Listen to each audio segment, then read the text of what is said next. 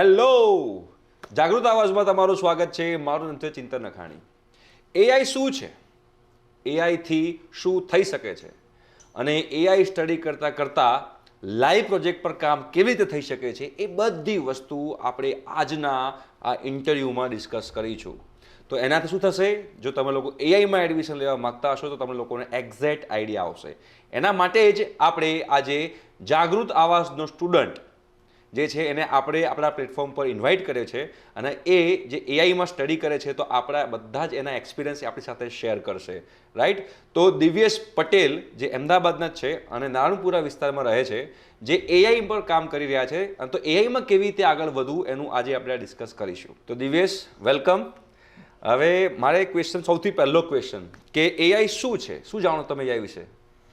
AI એક ઘણો મોટો ટર્મ છે જેની અંદર આપણે ડેલી બેસિસ પર જેટલી બી આપણે કામ કરતા હોઈએ એને કઈ રીતે આપણે સરળતાથી પતાવી શકીએ, ઓકે, અને કઈ રીતે આપણે એને હજી સારું કરી શકીએ ઓછા ટાઈમમાં, ઓકે, એ બધી વસ્તુ જે કરે છે એ એઆઈ છે. અને એઆઈ એ એક માણસની સમજ શક્તિ જેવું જ હોય છે કે જેમ તમે નાના હતા તો તમને કેવી રીતે ABCD શીખવાડ્યું હશે કોઈએ, તો એવી જ રીતે એઆઈ પણ શીખીને જે માણસો વસ્તુ કરી શકે છે એ જ એબિલિટીથી એઆઈ પણ બધું કરી શકે છે. અને એઆઈની અંદર એટલી બધી વસ્તુઓ છે અત્યારે કે આપણે કોઈ બી વસ્તુમાં એઆઈ જોઈ શકીએ છીએ. જેમ કે આપણે બોલવા માટે ચેટબોટ્સ આપણે જોઈ લીધા કે જે આપણી સાથે વાત કરી શકે. આપણા ફોનની અંદર એઆઈ છે, સીરી, એલેક્ઝા છે, ગૂગલ હોમ્સ છે. સો દેટ્સ ઓલ. એ બધી વસ્તુઓ ઘણી બધી જગ્યાઓએ એઆઈ આપણે જોઈ શકીએ. ઓકે. તો દિવસ તે કોઈ લાઈવ પ્રોજેક્ટ પર કામ કર્યું છે? હા સર, હાલ તો હું સિલ્વર ઓક યુનિવર્સિટીથી મારું બીટેક કરી રહ્યો છું, સી, જેની અંદર સ્પેશિયલાઇઝેશન કોર્સ છે આર્ટિફિશિયલ ઇન્ટેલિજન્સ અને મશીન લર્નિંગનો. એની સાથે સાથે હું અત્યારે ઇન્ટર્નશિપ પણ કરી રહ્યો છું જે સહાના સિસ્ટમ્સ લિમિટેડની અંદર. ક્યાં આવી છે કંપની? એ સુરધારા સત્તાધાર રોડ પર જ છે, મેપલ ટ્રેડ સેન્ટરની અંદર. નાઇસ. સો ત્યાં હું મારા લાઈવ પ્રોજેક્ટ્સ કરી રહ્યો છું, જે આપણા ઇન્ડિયામાં બી ઘણા બધા પ્રોજેક્ટ્સ કર્યા છે મેં, અને એઝ વેલ એઝ ઇન્ટરનેશનલ પ્રોજેક્ટ્સમાં બી મારો એક્સપોઝર રહ્યો છે. અને આપણે જોઈએ તો લાઈવ પ્રોજેક્ટ્સની અંદર આપણે એઆઈમાં ઘણું બધું, મેં હમણાં આગળ કીધું કે આપણે જોઈ શકીએ છીએ કે કઈ રીતે પ્રોબ્લેમ સોલ્વ થતા હોય છે.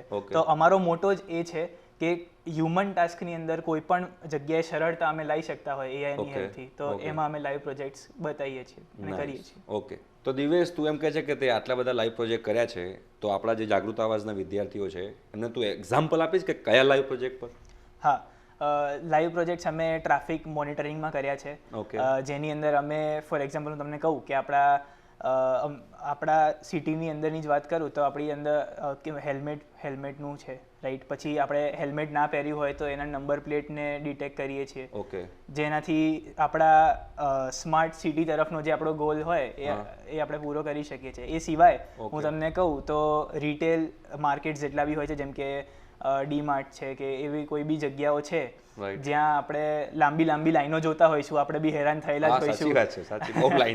હા, તો એમાં એક સ્માર્ટ મોનિટરિંગ સિસ્ટમ જેવું પણ અમે બનાવ્યું છે કે એની અંદર કે અગર આ જગ્યાએ લાઈન વધારે છે તો એ જગ્યાનું એક મોનિટરિંગ સિસ્ટમ હોય જેની અંદર એ બીપ કરે કે આ જગ્યા ફૂલ છે, અને બીજી જગ્યાએ જ્યાં ખાલી હોય ત્યાંનું તમને શોકેસ કરે કે અહીંયા જવાશે અને અહીંયા નહીં જવાય. એટલે પહેલાથી જે ફ્લો મેનેજ થઈ ગયો, એટલે બધા લોકો એક જ જગ્યાએ ના જતા રહે અને અલગ અલગ જગ્યાએ ડિવાઈડ થઈને ફ્લો આખો પ્રોપરલી મેનેજ થઈ શકે. એ સિવાય વાયોલેશનમાં કર્યા છે કે ક્યાંક કોઈક મારમારી થતી હોય તો બી આપણે એને પકડી શકીએ છીએ, અને એના બી ડિફરન્ટ લેવલ્સમાં કર્યા છે કે તમને ખાલી લાફો મારે છે તો એ બેઝિક વાયલન્સ છે, કે પછી એને ચપ્પાથી માર્યું તો એ અલગ ટાઈપ. હા, મતલબ ડિગ્રી ઓફ વાયલન્સ પર ડિપેન્ડ કરે છે. અને સિવાય અમે પાર્કિંગનું બી એક મેનેજમેન્ટ સિસ્ટમ બનાવેલું છે કે જેનાથી આપણા પાર્કિંગ લોટમાં કેટલી જગ્યા છે, કેટલી ભરાઈ ગયેલી છે, એનું એક સ્ટેટિસ્ટિક્સ બહાર પડે. તો આમાંથી અમુક ફીચર્સ તમે તમારી જે સિલ્વર ઓક યુનિવર્સિટી છે એમાં ઇમ્પ્લિમેન્ટ કરેલા છે? હા, અમે કરેલા છીએ. અમે સિલ્વર ઓકની અંદર આપણે ગેટ છે ત્યાં કેટલા લોકો આવે છે ને કેટલા લોકો જાય છે એનો બી અમે કાઉન્ટ રાખીએ છીએ. અને એ સિવાય જે વાયલન્સ વાળો હોય કે પછી કચરો ક્યાંય બી પડ્યો હોય તો એવું બી ડિટેક્ટ કરાય. સ્વચ્છ ભારત અભિયાન. Okay, nice. હવે તું જે અત્યારે ઇન્ટર્નશિપ કરી રહ્યો છે તે કીધું, તો ઇન્ટર્નશિપ તને ક્યાંથી મળી છે? એકચ્યુઅલી અમારે સિલ્વરઓક યુનિવર્સિટીની અંદર જે એમનું એક ઇન્ડસ્ટ્રીયા અને એકેડેમિયાનો જે ગેપ ફિલ આઉટ કરવા માટે જે ટેક પાર્ટનર્સ જોડે કોલેબરેશન છે એ અમને રેગ્યુલર બેસિસ પર ભણાવવા આવે છે ફ્રોમ અમારા 4th સેમથી. એટલે ઇન્ડસ્ટ્રીના લોકો તમને ભણાવવા આવે છે? હા, ઇન્ડસ્ટ્રીના લોકો અમને ભણાવવા આવે છે. તો એની અંદર અમારા જે અત્યારે હું જે કંપનીમાં છું એ કંપનીની અંદર જે CTO છે એ જ અમને ભણાવવા આવતા હતા અને બીજા એક સિનિયર ડેવલપર સ્ટાર્ટિંગમાં ભણાવવા આવતા હતા. આપણા ઘણા વિદ્યાર્થીઓને CTO નો ખ્યાલ નહીં હોય. CTO નો મતલબ હા, એટલે CTO નો મતલબ ચીફ ટેકનિકલ ઓફિસર હોય, જે એક કંપનીની અંદર એક્ઝિક્યુટિવ લેવલ પર જ્યારે તમે જાઓ ત્યારે તમને પદવી મળે. અચ્છા, એટલે તમને ટ્રેન કરવા માટે આવતા હતા? ટ્રેન કરાવવા માટે આવતા હતા અને એમની સાથે એક સિનિયર ડેવલપર બી આવતા હતા જે પાયથનની અંદર સ્પેશિયલાઇઝડ હતા. સો અમને એક આખો એવું એન્વાયરમેન્ટ અને એવો કોર્સ મળ્યો જેની અંદર અમે ઇન્ડસ્ટ્રી રેડી થઈ શકીએ વાઇલ આર ગ્રેજ્યુએશન્સ. એટલે એ બહુ સરસ કોર્સની ડિઝાઇન હતી અને પ્લસ મારા નેચર પ્રમાણે કહું તો અમે બહુ પ્રોએક્ટિવ અપ્રોચ વાપરી. પ્રોએક્ટિવનો મતલબ એમ છે કે કોલેજ લાઈફમાં સિરિયસ રહેવું, સિન્સિયર રહેવું અને મહેનત કરવી, રાઈટ? અને એની સાથે સાથે તમારી કાલે શું થવાનું છે તમારે આજથી રેડી કરી રાખવાનું, જેનાથી તમે ઇઝીલી કોપ અપ કરી શકો જે સ્પીડમાં લોકો મતલબ જે પ્રોફેસર્સ કરાવતા હોય સ્પીડમાં. અને એ રીતે જેમ જેમ અમે સેમિસ્ટરમાં આગળ વધતા ગયા તો એ અમને ટાસ્ક આપતા હતા કે તમે આવું બનાવો, તો અમે અર્લી બેસિસ પર એ તો બનાવતા હતા જ, પણ એનાથી કંઈક એડવાન્સ એમની જોડે બનાવીને લઈ જતા હતા. Nice, very good. તો જેનાથી અમે એમની નજરમાં આવ્યા અને પછી અમારે અહીંયા IEEE કરીને એક ઓર્ગેનાઇઝેશન ચાલે છે જે એક ઇન્ટરનેશનલ ઓર્ગેનાઇઝેશન છે અને એની અંદર બી અમે ઘણી ટેકનિકલ નોન ટેકનિકલ ઇવેન્ટ્સ કરતા હોઈએ છીએ. અને સ્ટુડન્ટ્સનું 360 ડિગ્રી ડેવલપમેન્ટ થતું હોય છે કે તમે ટેકનોલોજીમાં તો કોલેજમાં આવ્યા છો તો થવાના જ છો, પણ એની સાથે સાથે જે સોફ્ટ સ્કિલ્સ છે, જે નેસેસિટી છે, કમ્યુનિકેશન સ્કિલ્સ થઈ ગઈ કે પછી તમે કઈ રીતે રિપ્રેઝેન્ટ કરી શકો છો, કઈ રીતે તમે વસ્તુઓને બતાવી શકો છો કે તમે કરી છે, તો એ બધી સ્કિલ્સ ડેવલપ થાય છે.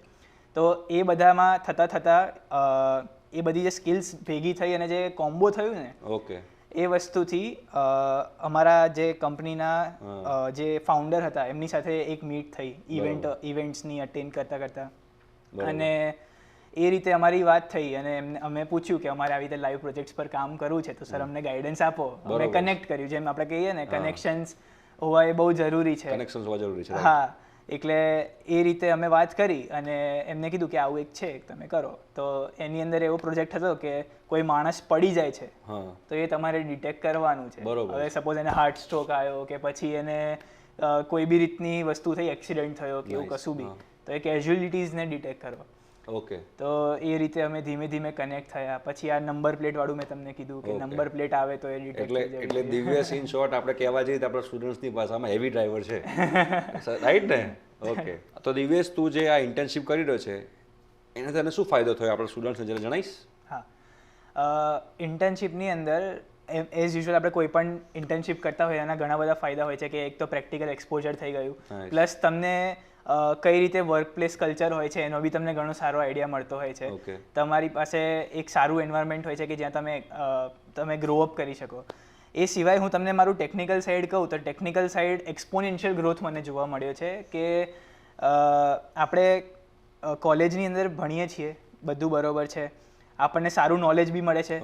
અમને સિલ્વરઓકની અંદર બહુ જ સારા ફેકલ્ટીઝ આવતા હતા, અમને બધું એકદમ પ્રોપરલી જે ટોપનો જ વસ્તુઓ હોય એ બધી બેસ્ટ પ્રેક્ટિસીસ અમને કરાવતા હતા. અને એની સાથે સાથે આજે ઇન્ડસ્ટ્રી જોડે કોલેબરેશન હતું ને જે ઇન્ટર્નશિપ અમને મળતી હતી, હવે એ બી હું તમને કહું કે યુઝ્યુઅલી વિન્ટર અને સમરમાં આપણે બ્રેક્સ હોય છે, પણ અમને અમારી યુનિવર્સિટી એની અંદર સમર ઇન્ટર્નશિપ અને વિન્ટર ઇન્ટર્નશિપ આપતી હતી. એટલે કોઈને ફ્રી જ નહીં પડવા દેવાના. બરોબર. એટલે મહેનત, હવે ગ્રોઈંગ ફિલ્ડમાં મહેનત તો જરૂરી જ છે, એટલે પછી આપણે એની અંદર કોઈ કોમ્પ્રોમાઇઝ કર્યો જ નથી.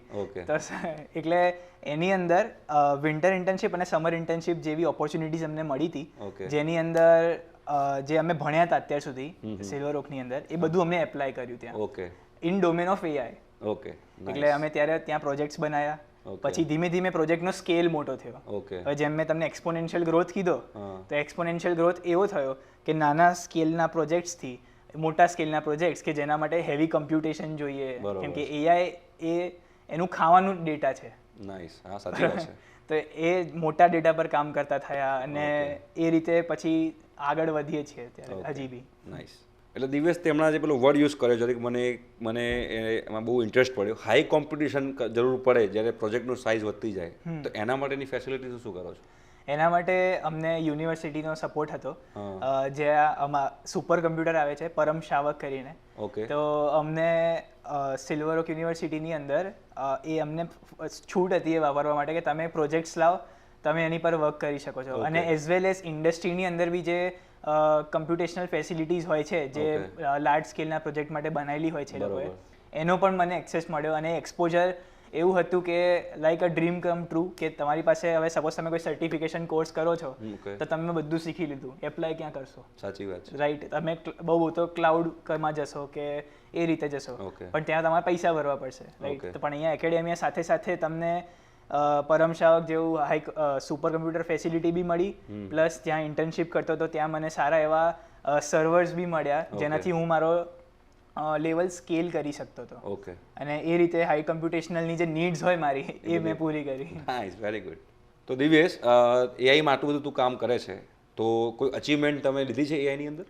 હા, હું તમને કહું તો આપણે સિલ્વર ઓક યુનિવર્સિટીની અંદરથી અમે ઘણા બધા હેકેથોન્સમાં પાર્ટ લેતા હતા. અચ્છા, હેકાથોનની અંદર. હા. તો પહેલા છોકરાઓને સમજાવો હેકાથોન શું છે. ઓકે. તો હેકેથોન્સ એ એક કોમ્પિટિશન ટાઈપ હોય છે જેની અંદર તમારે પ્રોબ્લેમ સ્ટેટમેન્ટ આપેલા હોય, કે જેમ આપણે સ્કૂલમાં પ્રોબ્લેમ સમ્સ હોતા હતા એવી રીતે આ પ્રોબ્લેમ સ્ટેટમેન્ટ્સ હોય જેને તમે તમારા લોજિકથી, તમારા પ્રોબ્લેમ સોલ્વિંગ માઇન્ડસેટથી તમે એને ઇઝીલી સોલ્વ કરી શકો છો.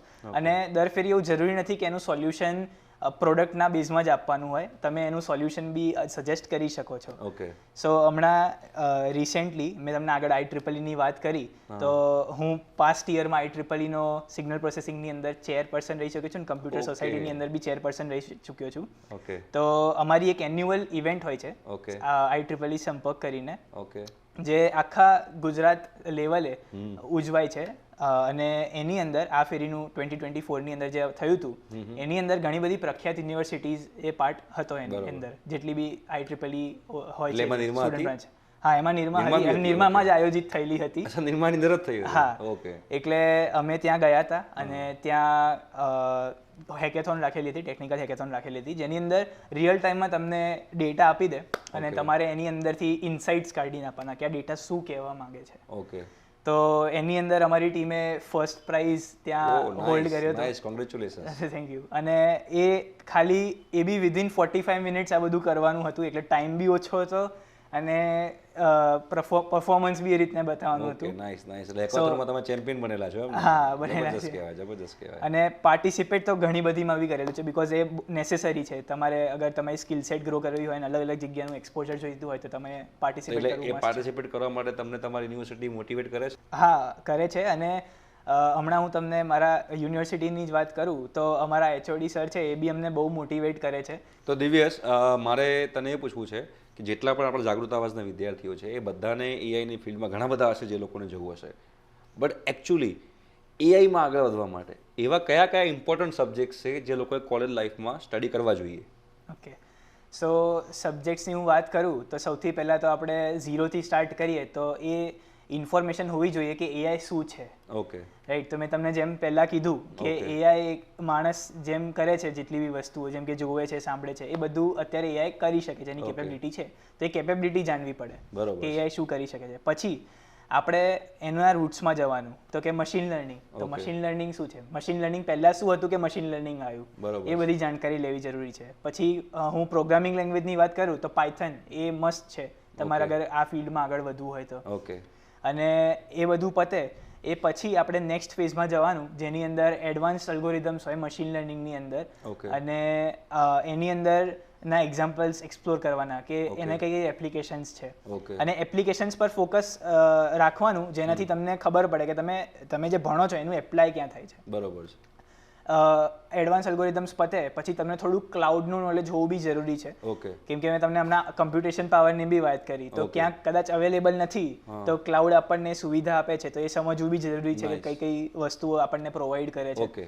અને એની સાથે સાથે તમે આપણે એવું બી શીખવું પડે કે જ્યારે બી કોઈ બી એઆઈનો પ્રોજેક્ટ બનાવીએ છીએ કાં તો કોઈ ML machine learning related project બનાવીએ છીએ તો ડેટા કઈ રીતનો જોઈએ છે, ડેટાનું નોલેજ હોવું જરૂરી છે. ઓકે, કે તમારો ડેટા કેવો છે. તમે પહેલા ડેટાને જ નહીં સમજો સાચી વાત તો મશીન લર્નિંગના અલ્ગોરિધમ્સ તો ચલાવી જ નથી શકવાના. બરોબર છે. એટલે એ નોલેજ લેવું જરૂરી છે. એ પછી આપણે થોડા આગળ આવીએ તો મશીન લર્નિંગ્સની અમુક જે લિમિટેશન છે એ શીખવી જરૂરી છે. ઘણું બધું શીખવાનું. એટલે હા, ઘણું બધું શીખવાનું છે. પછી એના પછી આવશે મશીન લર્નિંગની લિમિટેશન્સ આવી તો એનું સોલ્યુશનમાં જે ડીપ લર્નિંગ ટર્મ ઇન્ટ્રોડ્યુસ થયો તો એ શીખવો જરૂરી છે. અને આ મીન વાઇલ આ બધું ચાલે તો પાયથન પર છે. તો એ બધું પાયથન પર ચાલે છે. હા, મતલબ તમે આ બધું તમે તમારી કોલેજમાં શીખ્યા, યુનિવર્સિટીમાં? હા, અમારો કોર્સ એ રીતે જ ડિઝાઇન છે કે અમે આ ફ્લોની અંદર જ એઆઈ ની અંદર આગળ વધ્યા છે. ઓકે, એટલે ઇન શોર્ટ જો તમારે એઆઈ ની અંદર આગળ વધવું હોય તો Python language is must. Machine learning, deep learning, આ બધા વર્ડ જે છે તમને ખબર પડવા જોઈએ ને. એડવાન્સ એલ્ગોરિધમ્સ છે.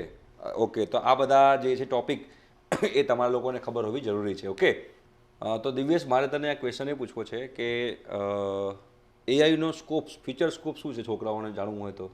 એઆઈનો ફ્યુચર સ્કોપ તો ઘણો બ્રાઇટ છે. અને મેં જેમ તમને મારા કોર્સની બી વાત કરી તો અમને એ કોર્સની અંદર જે ડાયનામિક જે રીતે આપણું ટ્રેન્ડ બદલાઈ રહ્યા છે ટેકનોલોજીની અંદર એ પ્રમાણે એડેપ્ટિવ કોર્સ બી અમારા યુનિવર્સિટી અમને પ્રોવાઈડ કરે છે. તો એની અંદર હું તમને સ્કોપની અંદર અત્યારે આપણે જોઈ રહ્યા છે કે ચેટ જીપીટી, બરોબર, રાઈટ? તો chat GPT is based on large language models. Okay, તો જ્યારે અમે એડમિશન લીધું ત્યારે એટલું બૂમમાં નહોતું. બરોબર છે. પણ અમારા એડમિશનના લીધાના 1 વર્ષમાં જે બૂમમાં આવી ગયું હતું. બરોબર છે, રાઈટ? સો એ અમારા કરિક્યુલમમાં બી એડ થઈ ગયું. અચ્છા, એટલે સિલેબસમાં જ આવી ગયું. સિલેબસમાં જ આવી ગયું હતું. ઓકે. અને એ સિવાય રીઇન્ફોર્સમેન્ટ લર્નિંગ છે. જેમ મેં મશીન લર્નિંગની લિમિટેશન્સ આવી તો ડીપ લર્નિંગ આવ્યું. તો એવી જ રીતે જે ડેટા રિલેટેડની ડિપેન્ડન્સી હતી એઆઈ પર, તો એના માટે આપણે રીઇન્ફોર્સમેન્ટ લર્નિંગ બી છે અમારા કરિક્યુલમમાં. એ બી જબરદસ્ત ટેકનિકલ ટર્મ્સ છે બધા. પણ દિવ્યેશ હેવી ડ્રાઈવર છે, ખબર પડી ગઈ છે આપણને. એટલે એ બધું જે પ્રમાણે ડાયનામિકલી ટેકનોલોજી વધે છે એ પ્રમાણે લર્નિંગ્સ બી છે, અવેલેબલ થતી હોય છે. અને બીજી વસ્તુ કે જેની માર્કેટ સાઇઝ છે એઆઈની, એ 2030 સુધીમાં $1,500 બિલિયન થવાની છે એવી ફોરકાસ્ટેડ છે. તો આ બધા આપણા સ્ટુડન્ટ્સ બધા એવું કહે છે કે મને મળતા હોય છે પેરેન્ટ્સને બધા, એટલે મારે જાણવું છે ખાસ. એટલે જ આપણે આ પોડકાસ્ટ શરૂ કર્યા છે કે તમે લોકો, આપણા સ્ટુડન્ટ્સ જે આપણા ગુજરાતના ગૌરવ છે, એ આવી રીતે આગળ વધતા હોય તો તમે લોકો પણ ગાઈડ કરી શકો. તો દરેકના મગજમાં શું છે કે એઆઈ આવી ગયું છે તો હવે કોમ્પ્યુટર આઈટી વાળાની જોબ જતી રહેશે. આ સાચું છે?